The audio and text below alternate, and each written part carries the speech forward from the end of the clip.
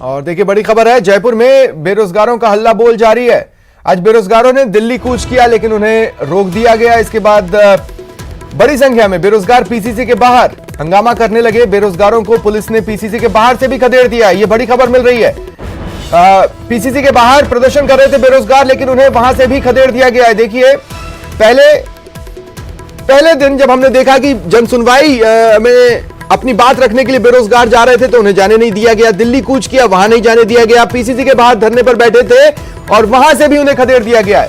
बेरोजगारों और पुलिस के बीच धक्का मुक्की भी हुई। 3 दिन से शहीद स्मारक पर प्रदर्शन चल रहा है। 8 सूत्रीय मांग को लेकर ये बेरोजगार प्रदर्शन कर रहे हैं। लखनऊ में जो लिखित समझौता हुआ था उसे पूरा करने की मांग है। बेरोजगारों को पुलिस ने पीसीसी के बाहर से खदेड़ दिया है। बेरोजगारों और पुलिस के बीच धक्का मुक्की की खबर है। जयपुर से ये खबर है। राजस्थान बेरोजगार एकीकृत महासंघ आज 8 सूत्रीय मांगों को लेकर दिल्ली कूच का ऐलान कर चुका था और ऐसे में जब बेरोजगार दिल्ली कूच के लिए निकले तो उन्हें रोका गया। इसके बाद जब बेरोजगारों ने देखा कि दरअसल जो नेता दिल्ली में है वो तो जयपुर ही लौट रहे हैं, ऐसे में उन्होंने पीसीसी घेराव का कार्यक्रम बनाया और पीसीसी के बाहर धरने पर बैठ गए। इस दौरान कुछ हंगामा हुआ जिसके बाद पुलिस ने उन्हें वहां से खदेड़ दिया है।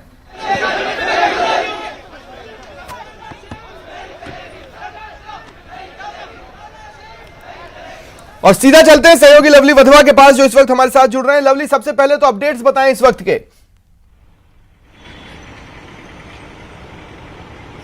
आज देखिए यहां से बेरोजगार जो युवा यहां पर बैठे थे उन्हें यहां से खदेड़ने का काम जो है वो पुलिस ने कर दिया है। आपको दिखा देते हैं एक बार पीसीसी के बाहर। अब तस्वीरें बदली बदली से नजर आ रही है। जो तस्वीरें टीवी स्क्रीन पर चल रही है उसके बाद की तस्वीरें हैं कि यहां से जितने भी लोग बाहर बैठे हुए थे उन्हें यहां से खदेड़ने का काम पुलिस ने किया। हल्का बल प्रयोग करके सभी जो युवा थे उपेन्द्र यादव समेत तमाम कार्यकर्ताओं को गिरफ्तार कर लिया गया है और उन्हें यहां से अन्यंत्र स्थान पर ले जाया गया है। पीसीसी के बाहर दफ्तर में जैसे लोगों की आवाजाही शुरू हुई, ठीक उसके कुछ देर बाद ही जो है यहाँ घटनाक्रम बदला और उसके बाद में पुलिस ने यहाँ बल प्रयोग करते हुए पीसीसी के पदाधिकारियों के कहने पर उन्हें हटाने के लिए कहा गया, जिस पर उन्होंने यहाँ बल प्रयोग किया और उसके बाद में इन तमाम लोगों को यहाँ से हटा दिया गया है। गिरफ्तार करके बस में भर करके उन्हें अन्यंत्र स्थान पर ले जाया गया है। बेरोजगारों के कुछ युवा जो हैं वो यहाँ पर पहुंचे हुए, उनसे भी हम बात करने की कोशिश करेंगे, लेकिन यहाँ पर लगातार ये कोशिश कर रहे थे युवा अपनी बात सरकार तक पहुंचाने की, इनकी बात सरकार तक पहुंचे, इनकी मांगों पर कोई विचार हो। लेकिन ये लोग सुबह से ही लगातार पीसीसी का घेराव करके बैठे थे। इनका कहना था अगर अभी नहीं तो कभी नहीं, सरकार ने जो वादे किए थे वो पूरे करने पड़ेंगे। बेरोजगार युवा कई बड़ी तादाद में जो है वो पुलिस से बचते हुए यहाँ पर नजर आ रहे हैं, उनसे बात करते हैं। पुलिस की गाड़ियों का रेलम पेल यहाँ पर बड़ी तादाद में लगा हुआ है। जो युवा हैं उनसे हम बात करते हैं। क्या घटना हुई, पुलिस ने क्यों हटाया यहाँ से? पुलिस ने, प्रशासन ने जिस तरीके से बेरोजगारों के आंदोलन को आज कुचलाया ना, वो निंदनीय है। माननीय अशोक गहलोत साहब एक तरफ तो बात करते हैं अंतरात्मा की, आज आपने प्रूव कर दिया कि अंतरात्मा तो राजस्थान सरकार की मरी हुई है।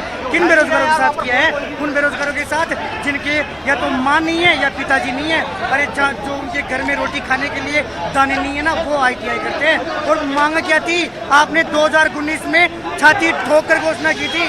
आपने बजट में लिखा था साफ साफ कि 6000 की घोषणा करेंगे। हमारी तो कोई मांग नहीं थी, मांग तो वही उन्होंने जमीन गिरवी रखकर ITI की है। यदि पैसे होते ना तो वो भी BA करते, वो भी BEd करते, वो भी बड़ी एजुकेशन लेते, लेकिन उनके घर में या तो मां नहीं है या बाप है, खाने के लिए दाने नहीं है, इसलिए ITI की है। सैलरी कितनी देते हो ITI में? 1-2 लाख रुपए नहीं मांग रहे थे, 2000 रुपए की नौकरी थी और वो पद मांग रहे थे जिन पदों को आपने चुनाव में छाती ठोक ठोक कर घर घर में जाके बताया है कि 6000 की घोषणा की है। आपकी घोषणा थी, हार कर फेंक दीजिए उस बजट को और दिल्ली में जाकर क्या लोकतंत्र की रक्षा कर रहे हो? आपके घर में पीसीसी के कार्यालय के बाहर वो बेरोजगार आए थे गाँव से, उनके मम्मी पापा ने भेजा है, जिनके घर में खाने के लिए दाना नहीं है। 3 दिन में एक टाइम का खाना खा रहे, 3 दिन में मुश्किल से 2 बार भी खाना नहीं खा पाए। सारे दिन मीडिया कवरेज करिए, एक बार आकर देखिए। परसों के दिन आपने लाठियां बरसाई है, परसों के दिन आपने घुसने तोड़ने की कोशिश की है और मुकदमे किए हैं। 144 की धारा और 188 की धारा लगाई है। हम भी पढ़े लिखे हैं, आप तनिक प्रूफ कर दो किस बेस पर धारा लगाई है। 144 और 188 धारा क्या कहती है? और नाम देखिए, चाहिए, अरे शर्म आनी चाहिए जिन्होंने नाम लिखा है। ये वो नाम है जिनका बेरोजगारों को गुमराह किया है। वार्ता की बात करते हो ना, वार्ता के नाम पर हमसे नाम लिए गए जिनका नाम लिखवा दिया उनके ऊपर आपने मुकदमा कर दिया। और दिल्ली में जाकर अंतरात्मा की बात करते हो। आपकी अंतरात्मा कितनी मरी हुई है ना, वो 2023 में इंतजार करना। ये जो आप लोगों ने आज किया है ना, ये आज एक उपेंद्र यादव को गिरफ्तार नहीं किया, आज आपने बेरोजगारों को गिरफ्तार नहीं किया, आज हर गांव में ढाणी ढाणी में एक एक बेरोजगार के माता पिता को गिरफ्तार किया है, हर एक उस कार्यकर्ता को गिरफ्तार किया है जिन्होंने आपको वोट दिया है। इस बार यदि हिम्मत हो हमारे गांव में वोट मांगने घूमना। तो वार्ता की बात कर रही थी, फिर अचानक लाठीचार्ज। ये अचानक लाठीचार्ज इसलिए हो गया कि कांग्रेस वाले 2-4 पदाधिकारी आए और उन्होंने अधिकारियों को बोला कि इनको जल्दी जल्दी हटाओ। मैं पूछना चाहता हूँ गहलोत सरकार से, गहलोत जी बोलते हैं मैं दिल्ली में कि लोकतंत्र की हत्या हो रही है, तो यहाँ पे कौन से लोकतंत्र की रक्षा हो रही है? गहलोत जी से पूछना चाहते हैं कि जिस प्रकार से यहाँ पे बेरोजगारों को सड़क के ऊपर घसीट कर ले जाया गया है, उस हिसाब से कौन से लोकतंत्र की आपने रक्षा की है? हम यहाँ पे रोजगार मांगने के लिए तो आए थे, हम यहाँ पे कौन सा इनका क्या करने के लिए आए थे? तो हम इनको पूछना चाहते हैं कि रोजगार के बदले हमारी को लाठियाँ किस लिए दी जा रही है, आखिर हमारा गुनाह क्या है?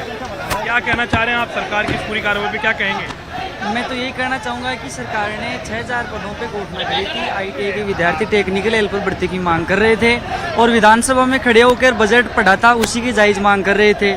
इस 45 डिग्री के तापमान में यहाँ शहीद स्मारक में 3 दिन बैठे हुए और यहाँ बात बैठे हुए, वार्ता होती है, फॉर्मेलिटी होती है, 1 मिनट में कागज लेके कह देते हैं मंत्री जी यहाँ नहीं है, क्योंकि मंत्री जी को दिल्ली में और मुख्यमंत्री जी को दिल्ली में जो हो रहा है वो तो लोकतंत्र का नुकसान लग रहा है। लेकिन यहाँ पर 18 साल के नौजवान अभी देख लो 3 बजे तक भूखे थे, पानी की भी व्यवस्था नहीं थी और जबरन पुलिस उनको उठाकर ले गई।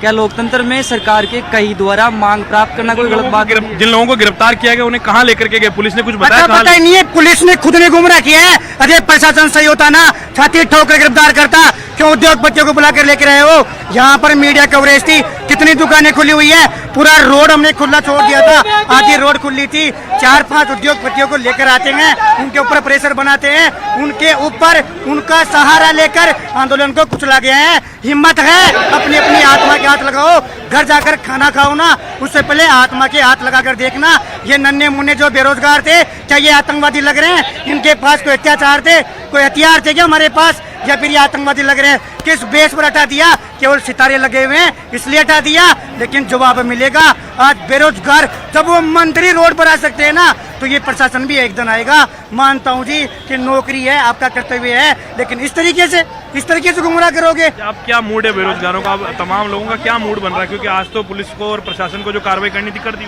बिल्कुल निश्चित रूप से बेरोजगार, न केवल बेरोजगारों में, ये आंदोलन गांव-गांव ढाणी-ढाणी में पहुंचाने की कोशिश करेंगे।